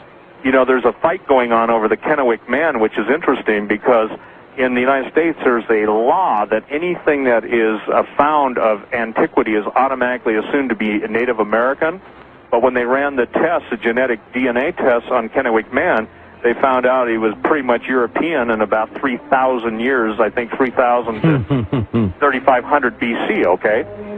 Stay with us. Steven Quayle, my guest. His book, Genesis 6 Giants. I'm George Norrie, and this is Coast to Coast AM. And this is Coast to Coast AM around the world, definitely around the country, as you listen to your favorite radio station. Steven Quayle, my guest. I'm George Norrie. Stephen, are you afraid at all of the giants in the research you've done, or are you concerned about the future, a few years down the line here? Oh, absolutely. I'm concerned about the future because, again, I believe that with what's going on, and obviously I believe at some point we're going to undergo, whether it's a staged or an implemented or a coerced, battle, if you will, with the guys from outer space. I think that we've got to have the knowledge. See, George, I believe with what I've done in Genesis 6, I've presented kind of, I guess, the key to unlocking history. And with the sister book that's Aliens and Fallen Angels, the Sexual Corruption of the Human Race, it's taking away the fear factor. It's not adding to it. But I can tell you that what concerns me is, again, that people who seem to be preoccupied with the mundane things of life. When I say the mundane things, just the day-to-day grind, when a lot of this stuff starts to happen, we're going to see a lot of people losing it. In other words, you know, it's going to flip them out. And I think if they have the knowledge base and they see how all this relates in history, I think it makes, you know, what could be considered scary and unnerving subject matter, I think it can make it a lot more palatable. Let's face it, most people in 20th century America or 21st century America now don't have to deal, they think, with the Middle Ages and demons and all the stuff that goes along with that, but I'm suggesting that all that stuff's going to come to the forefront. And let me share this, too, because I always get yelled at for not giving out my telephone number because a lot of people are on the internet, but there are people that are listening that aren't on computer. Well, that's true. And so you guys don't get all the calls. My number, everyone, is 1-800-424-7870. 1-800-424-7870 for those who would like to order the book. And again, George, I think that by having such and this thing is a reference book because, I mean, the whole half of it is an encyclopedia of this stuff. I think it's put together in such a way that there's no scare factor, but it's absolutely fascinating. And like I say, it gives you a groundwork to understand not only prehistoric history and ancient history, and by the way, my definition of prehistoric is prior to Adam and Eve, and the point being is it explains a lot of the monuments and who built them. Again, if you've got 10 guys that are 26 feet tall and they can each carry 5 tons, it makes 50-ton, blocks of stone pretty manageable as, trying to come up with a certain amount of slaves with a certain incline to the ramp and certain ropes. It's just nonsense the way that modern history and ancient history has been presented in modern times. First-time caller, you are on the air with Steven Quayle on Coast to Coast. Hi there. Yeah. My name is Reed. Well, hello, Reed. How you doing tonight? We are doing well. Thanks. Listen, I just want to tell you, George, you're just a real worthy substitute for Art while he's out. I listen to you every night. I don't get much sleep. It's yeah, me either. Intriguing, fascinating topic tonight. Steve, I got to hand it to you. You probably put in so much research in this and that. I have a couple of stories, too, about these giants. First of all, about 6 months ago, a man called Art and invited him to take a trip to his property in Utah, where he's way out like in southern Utah, St. George area, and he had a cave that he discovered on his property and had 3 of these giant mummies in there. They were like 12 feet long. Art was going to take him up on it. I don't know if he ever went out there or not, but it's awfully funny you don't hear about it anymore. It got shut up real fast. I think probably the Smithsonian got a hold of it and got the bones and took them away. I haven't heard any more about it, but Art might know something about it. But I'm sure this ties in with what you're talking about. Also, in the latter part of the 1940s, after World War II, there was a miner that was going down the Colorado River, and he discovered this cave. And in this cave, he went in there, and there was this huge monolith. I mean, they estimated that the largest one was 180 tons, standing erect, with hieroglyphic type writings on it. Oh, and there was monoliths all over this cave, and there was over 5,000 of these giant mummies in there. They were huge people. 5,000 of them? 5,000 of them. And they shut it up real fast. The FBI went in there, they extracted the mummies. From what I heard, they went into the Smithsonian and were buried, of course, from the public. They don't want to let this kind of information out and frighten everybody, but they tried to seal up the cave with dynamite, but they blew the hole bigger, and I guess they just had a hell of a time sealing the cave up. But this is a fact, and they've got these artifacts in Smithsonian to this day. Also, I've also heard that they've also got the Noah's Ark is a real thing, okay, and they retrieved our archaeologists retrieved through the government the alabaster sarcophagus of Noah, and they also have whatever his remains are in there. Well, Stephen, have you ever heard anything about that?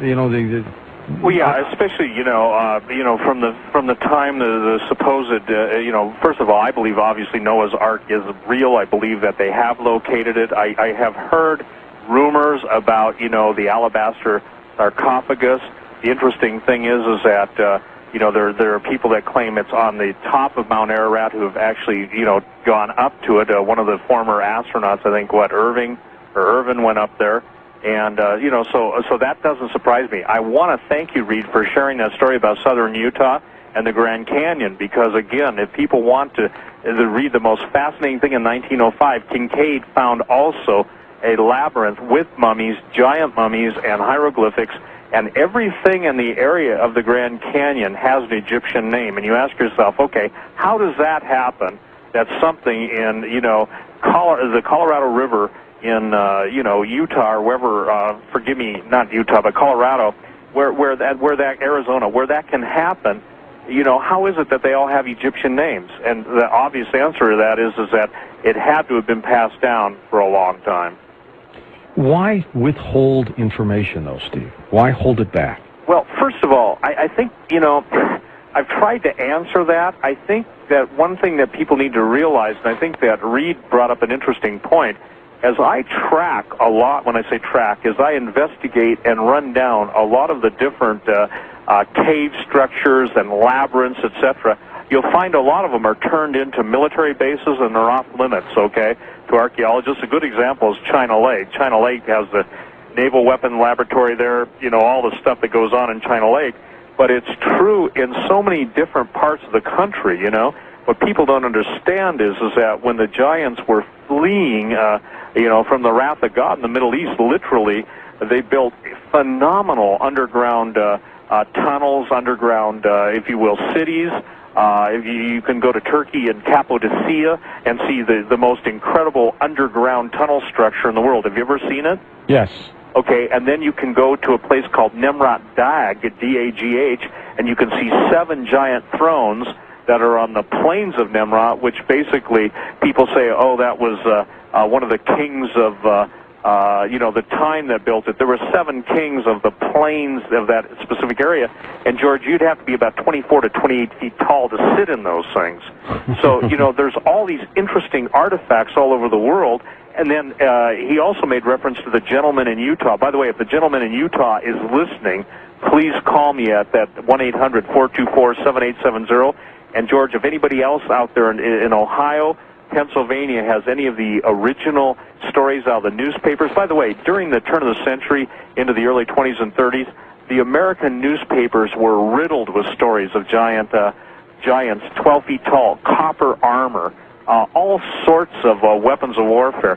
Barry Fell, who I believe now has passed away, wrote 3 great books for the listeners out there, America, BC, Bronze Age America, and Saga America.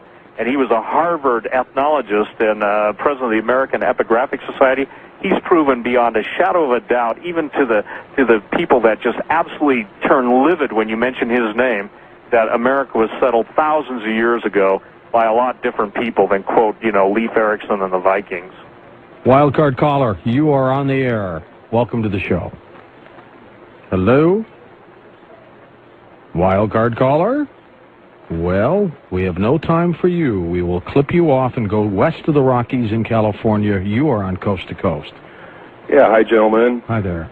I don't know if you heard Stephen Hawking said that he predicted a new species of human on the planet within the next 1,000 years, which I thought was an interesting prediction out of the blue to me. And also I have in front of me some pictures of gold engravings from the Kimball Cave pictures.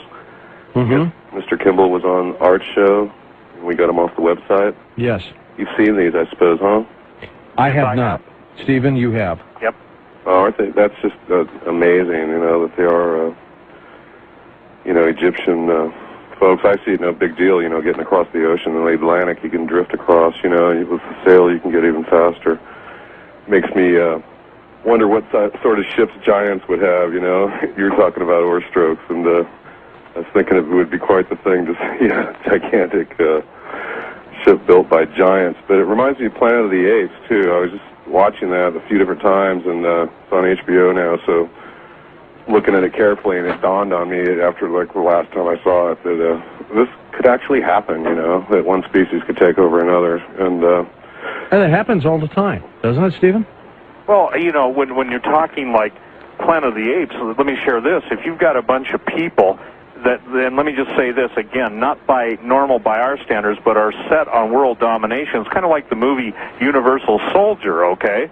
You can create a bunch of hybrids, and in creating those hybrids, you take away all conscience, you take away, any propensity to show any mercy, and you can make the ultimate killing machine. Imagine something that has the same desires as, basically turning a bunch of giants into great white sharks on the land, and I don't mean literally fish, I mean with the appetite that you could have, and I think it becomes a fascinating topic for the future.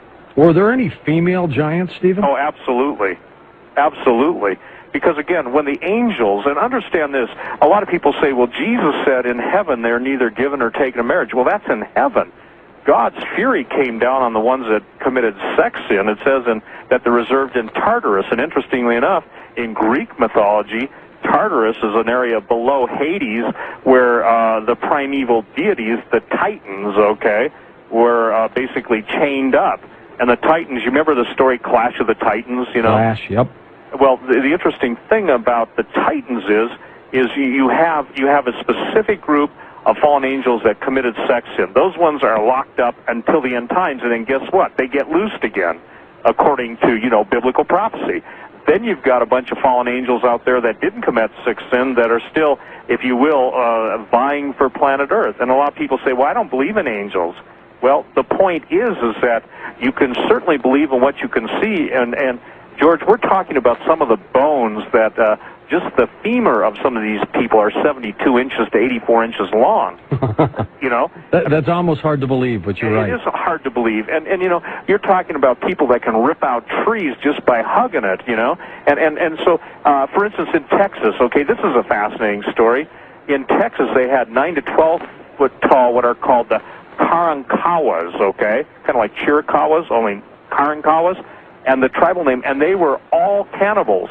And when you get into the Anasazi of the Desert Southwest, Discovery Magazine carried a fabulous story on what happened to the Anasazi. And what happened to them was the same thing pretty much that happened to Easter Island. Their mysterious disappearance is everybody ate each other out of existence. National Geographic carried the story that, by the way, the Eastern Islanders, or the Rapa Nui, were cannibals, and they used to have a curse. Here's their curse. Your grandmother's flesh lies rotting between my teeth. Oh, what a great thought that is. Yeah, that's a lovely thing. I bet you get invited over for dinner. Hi, you're next, you know. The point is that, again, the infinite amount of, or maybe massive is a better word, the massive amount of information, the massive amount of skeletal remains, the massive amount of not only oral tradition, but written diaries, digests, you know, people running into this stuff in contemporary history, and yet people say, well, I don't believe it. Well, to that I just say, live in denial. East of the Rockies in Kansas, you are on Coast to Coast. Hi there. Good morning, gentlemen. Good morning to you. Okay, I have a comment and I have a question. My comment is, I believe that Father Malachi Martin was silenced, and wrongfully so.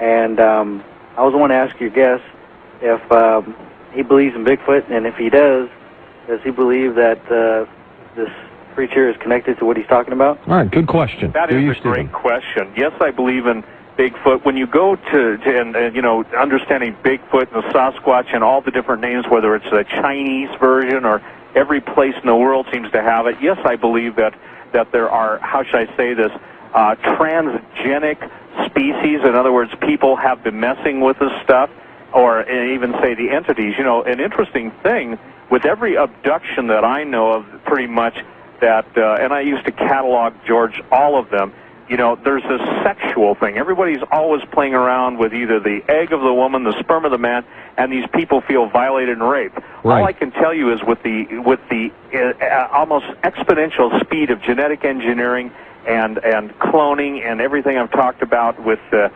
whole soul catcher, I believe that Bigfoot and all those things are real, and even the latest hair sample of the last Sasquatch could not be DNA typed to anything that's currently known. Wow. Currently known. They couldn't put it together. They couldn't put it together. In other words, it didn't match the great apes. It wasn't human. It was something other than that. First-time caller, welcome to Coast. Hi there. Hi there. Yes, sir. You are on the air. Oh, this is a wild night. You guys are creeping me out. I'm watching the Perseid meteor shower from the coast of Mississippi. Oh, you got to tell me. What do they look like? Is it grand? Oh, no, the Leonoids last year was grand. This is cool. Okay. They're nice. And I've noticed that throughout recorded history and what we've been able to tell of prehistory and legends that come down, events like the Leonoids of last year are noted and passed down from generation, the stories. You were talking about fallen angels and the Himalayas, meaning fallen. Relationships to that, is there any chronological correlation to the legends of giants in conjunction to meteor showers? All right, any tie in there, Stephen? Yeah, that's a great question, because, yes, very specifically, you know, the bottom line is that falling stars, if you will, and that's what they were called prior to being officially known as asteroids and comets, the point is that the ancients always believed that when they saw meteor storms and they saw the other thing, that, if you will, heavenly beings, those from heaven, were actually coming to earth. Now, it's interesting that the word angel actually means messenger, and it also, and like I said, star, okay? The Hebrews taught and antiquity taught that each one of the stars was a specific abode of an angel. So there was always, in essence, when, you know, comets were a foreboding of evil. And it's interesting because that's why all, and I say A-L-L, of the ancient civilizations were so concerned with what was taking in the heavens. They looked at the stuff as omens, and they looked at the different placement of the planets. And what's interesting, George, is like the Dogon tribe, D-O-G-O-N, in Timbuktu. And, you know, I used to think, man, is there really a place called Timbuktu? It's in Africa. They actually knew about the dog star in Sirius that you cannot see with the naked eye. You're absolutely right. And there's much more to come. I'm George Norrie. This is Coast to Coast AM.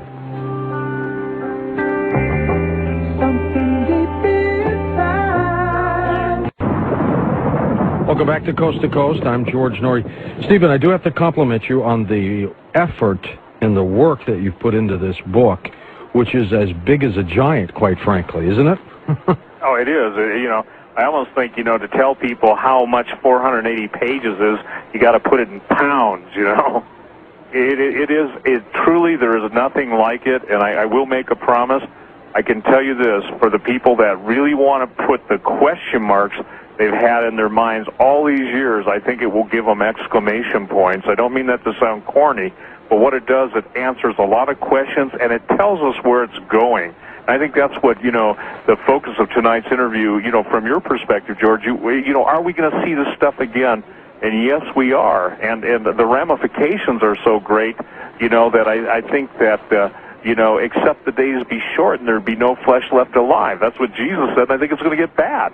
Did it take you much time to dig up some of these pictures, these real-life pictures of these fossilized giants? And, I mean, that, I think, makes the whole book, because it just illustrates exactly what you're talking about. When you can see it in visual form, it's just strange. Well, I actually scour, and I mean when I say that, I mean that. I'm scouring the earth for those pictures right now. The pictures that are in that book, half of them came from Europe, and that's why I put out a request, because, you know, this broadcast goes worldwide. And like I said, the last time I was on our show, I got a call from, or not a call, forgive me, an email from some guys in Eastern Europe that are fronting an expedition, and they claim to have a cave of these guys that are 12 feet tall. And, you know, I want pictures, and the interview, and I didn't hear the show when the gentleman from Utah called, but, you know, the excitement of that, my guess is, as Reed said earlier, that the boys got him. For instance, again, understand, by law, anything that's found in the United States that is of a certain age, and, you know, it's pre-1850 or something, is automatically considered a Native American artifact, even though there were no 12-foot tall Apaches. So, you know, under the guise of it's illegal to own that, they come and take that stuff away. The last person you want to tell when you find that stuff is the authorities. You know, please give me a call so we can at least get it photographed and stuff before they come and take it away. Let's go wildcard caller in Florida. Welcome to Coast. Good morning.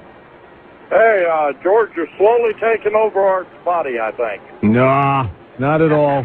When he resurrects, he'll be here in grand style. I heard that. This is Gary calling from Tampa, listening on 970 WFLA. You know, Steve, my father's passed away now, but for some years when I was a little guy, he used to tell me stories about something about when the tall men walked, and that there was these carvings of these tall people on stones all around the world. But that's another story. What I wanted to ask you about was some time ago, I had heard that there was a whole bunch of caves found somewhere in South America that were really unexplained, that they were perfectly round. Do you know anything about that? Or are you talking about the caves of the cloud people? It could very well be. I'm not sure. Right. Interesting you would say that, because the find that's on my website on the from the Ancient American, and what a fabulous magazine. If people are interested in this, I got to tell you, that's the only magazine I know existing in the world that deals with this. But you're bringing up a fascinating point. The cave entrance to this thing that was found in the desert Southwest is perfectly round. And you can actually go to my website and click on it, and you'll see under photos, you'll actually see the cave, you'll see the actual skeletons. This thing has just been found in the last couple months. Well, if it's actually round, it obviously was made by someone. Well, not only that, but the point is that, you know, there are specific entrances, and again, the question is, how do you carve perfectly round holes sometimes in solid granite with, you know, basically as conventional archaeology would lead you to believe, with stone mallets and, you know, flint chopping pieces? It can't be done. A big drill. Yeah. Or how about a major heat source? You got it. Yep. And see, that's again the thing that's fascinating, because and the caller's bringing out a point that people have got to understand. We're not talking about isolated instances. We're talking about thousands and thousands and thousands of monuments dealing with giants, thousands of articles, stories, digests, diaries. We're talking about bones upon bones that even still exist in some of the world's museums. We're talking about skulls so big that even the ones that have been found in America, fascinating enough, I mean, you know, they claim that some of the cranial masses, as I said earlier, 4 to 6 times that of a typical human. Can you imagine the size of the brain? Can you imagine? And by the way, these guys weren't, lacking in intelligence, nor were they lacking in strength. So again, follow me. Knowledge is exploding, George. And so by the time they get the combination of genetics, nanotechnology, and the soul catcher chip, which really exists, we've got now the days of what are called xenotransplants, where you take animal organs grown in animals, put them into people. And, you know, we've got all of the interesting legends. Even Atlantis was destroyed because of their genetic engineering. I mean, that's what history records as one of the reasons. So, you know, that which has been will be again. And it's almost like Back to the Future. And I think it's important that people understand that there is no place to find a greater body of this kind of information than that's in my book, because, again, I spent 30 years. This is no, you know, I think I'll go out and do it, you know. This is 30 years of stuff. Listen to this bizarre one, Steve. What happens if they're able to download your memory onto a chip, and then they put the chip into, let's say, a mouse or a cow? Wouldn't you would think that that was you, right? Well, I can tell you this. You know, there comes a point where you get into the human spirit, and the spirit, you know, the breath of God versus just the soul of man. Okay. Because again, it's fascinating to me that whenever you talk to people who have left the world of black ops, who are around the alien situation, you always hear the word incubatorium. Are you familiar with that? Yes. Very similar to the X-Files movie. And I mean, you know, I've talked to people that were so scared. I'm talking tough guys, George. I'm not talking, you know, weak men, that they're absolutely traumatized. Again, you had Stan Deo on the other night. What Stan has done is a marvelous job of explaining to people how the propulsion systems on this stuff work, okay? Right. And so, again, if you take the kind of information that's out there, I want to absolutely provide people a basis, and I know I can speak for Stan on this too, so they understand, so they don't have to fear. West of the Rockies in California, welcome to Coast with guest Steven Quayle. Hi there. Hello, how are you guys doing? We're doing well, thank you. I had two different subjects here, and I'll make them quick if that's okay. Yeah, go ahead. Okay, the first one was, in the beginning, your guest, Steve, is that your name? Yep. Mm-hmm. Okay, I have a brother named Steve, so no problem there. But anyways, you had said that angels and stars meant the same thing in the Bible, and I have an interlinear, and, you know, sometimes words are used in different ways, like angel. And I said specifically they're interchanged in angel, the 7 stars, which are the 7 churches. Oh, I see what you're saying. Yeah, I defined it. I'm sorry, maybe you didn't hear it. Yeah, but I don't think you can really make that angels, though, can you? Well, because they're churches. Yeah, but it says the 7 angels, which are the 7 Allegorical. Well, you could call it allegorical. I'm just saying that the bottom line is that in the Book of Revelation specifically, whether it's an allegory or even a picture, a word picture. I'm just saying that the 7 stars, which are the 7 angels of the 7 churches. I got you. I didn't hear that, so I was just curious. But I did a word study on it. It's like they're not used interchangeably. No, and please, I didn't mean to make that. No problem.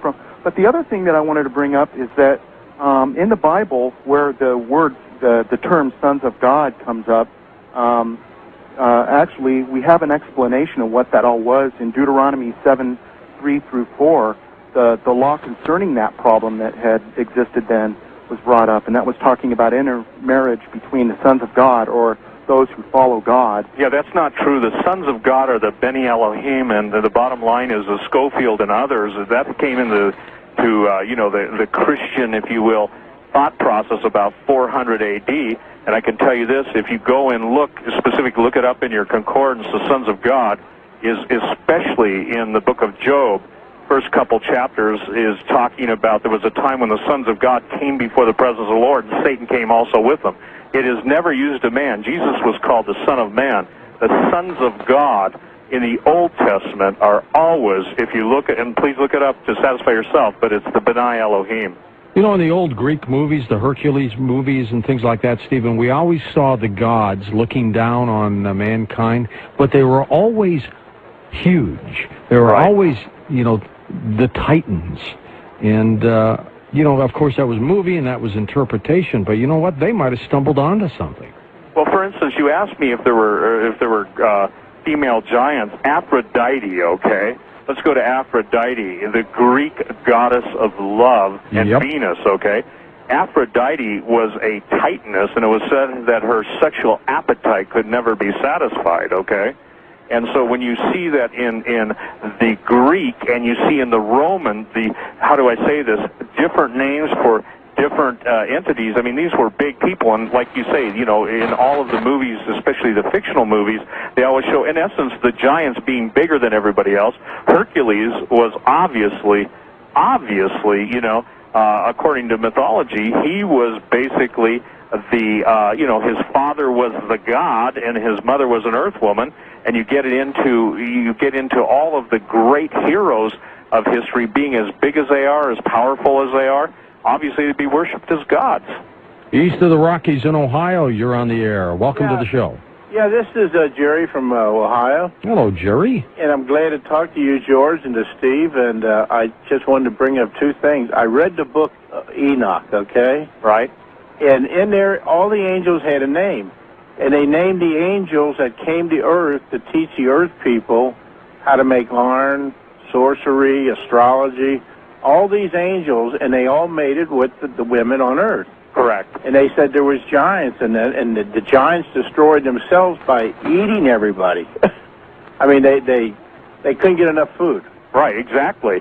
They ate themselves out of existence, and the very progeny of the giants, for instance, again, we're talking, George's question is, what happened to all these guys? They were either killed or they ate each other out of existence. They basically could not, satisfy their hunger, and basically down to the last man, or I guess you'd say the last man chomping. That's just the history that is presented when you go and look at all this stuff. Right. And up in Ohio here, I heard about the bodies they had found, the skeletons and that, Right. But the mound builders, they built these big serpents and that. Right. But the only way you can tell they're a serpent is you have to get up on a tower to look at them. Exactly. And I'm thinking, well, they don't know where the mound builders went, what happened to them. But I said, why couldn't he have been these giants that built these serpents? Because if they were so tall, they could look and see what they were building almost. Yeah, and that's a great point, and one that most people, again, I want everyone to go to the chart on my website, because it's impossible for me to show you how big, 24 and 36 feet tall is. But if you're 36 feet up in the air, you're up high enough in a cherry picker, you get a bird's eye view of the size of all the stuff that you're either drawing or lasing into the soil or into the rock. That's hard to imagine, somebody that big. I'm tracking it down right now, but in my book, I have a picture by Dora. It's a drawing, but Richard Coombs, who has researched it, said he's got reports of giants that are 60 feet tall. Now, that's one that would be amazing. But Sure that's what a lot of the, middle-aged guys talked about in their writings. And, quite candidly, that's huge. First-time caller in Kentucky. You're on the air on Coast to Coast. Hi there. Yes, hello. Yeah, go ahead.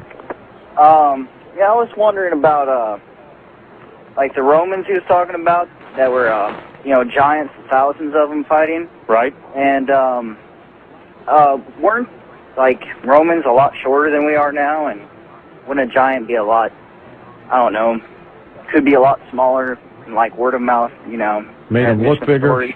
Right. Interestingly enough, the Caesars wrote such detail about the giants. For instance, the Scythians, which the Romans learned to fight them close and to basically take them at the kneecap. And the actual battles and the actual encounters where they were literally 100,000 were slain in a day were chronicled with such degree that basically at first the Romans were, just absolutely scared to death of them. But the problem with these guys is they were pretty big and, they were vulnerable. And I assume that, the Romans were known for their incredible fighting skills. And I would just encourage you that if this kind of stuff interests you, I have about 20 pages on the Roman battles with the giants, and it will blow your mind. Wildcard caller in Wisconsin, your turn. You're on Coast to Coast. Yes, Mike from La Crosse. You Hello, referenced Michael. God, the Bible, and Jesus on several occasions. Can you comment on Satan and then cut to the quick? Do we have a God and do we have a Jesus, and is the Bible real? Well, first of all, absolutely, I believe it is, and I believe that, the point is that there is truth. I believe that there is an absolute. People say there are no such things as absolute. They've made the statement that there are none, proving there are. I believe that the bottom line is Satan is real. The whole, if you will, supernatural realm, the purpose in producing giants, and we can't get to it in this show, but I go into great detail, sir, on what the whole point of this was. When it says Noah was perfect in his generations, he was one of the only guys that hadn't had genetic tampering with all of the blood of the Nephilim running through his veins. So, to answer your question, I believe absolutely, and I believe that we're in that time period now where things are going to get very, very unusual. Some of the people on this planet have either pituitary problems, thyroid problems, which I think creates them being giants today. Right. The giants of the past were normal, were they not? They were not. They were super normal from the standpoint. Again, I kind of touch on it a little bit, but let's revisit it. The point is that gigantism or acromegaly, it usually results in early death, incredible weakness, and basically it's an anomaly of the pituitary, of the endocrine system, and like Andre the Giant or Andre the Giant. Remember him, the wrestler? Oh, yeah. Yeah, he died of that very medical disorder. And so the point is, we're not talking about people who are, let's say this, having a hard time getting around. Some of these giants had the dexterity of acrobats, and, the point being is that's what amazed everybody, not only being so big, so strong, and so massive, but their speed and agility is just unparalleled. Stephen, the next time I walk around and if I see a giant, I'm going to blame you for it. You know that. Yeah, that's fine. And again, I would just encourage people, this is fascinating to them, and I believe it is the Rosetta Stone of history. It fills in the missing blanks, and I think it'll put a lot of things into perspective for people. And again, my toll-free number for those that aren't on the internet is 1-800-424-7870. One more time. 1-800-424-7870. And to those who want to just link up with Steven Quayle's website, all you have to do is go to Art Bell's, click right onto that, and then Keith Rowland has it all set up where you can just click on to Steven Quayle's as well. Stephen, thank you so much. Thank you so much, George. Here's Steven Quayle. He's been a guest on Art's program. He's been with me before as we talk about a number of things that he has written about. And this time, giants. Giants. For Will Hilliard, Rondi Bussinger, Lisa Lyon, Delaney Conrad, Howard Morton, the webmaster, of course, Keith Rowland, Alan Corbett, and the master, Art Bell. From somewhere out there, I'm George Norrie. Have a good day, everyone.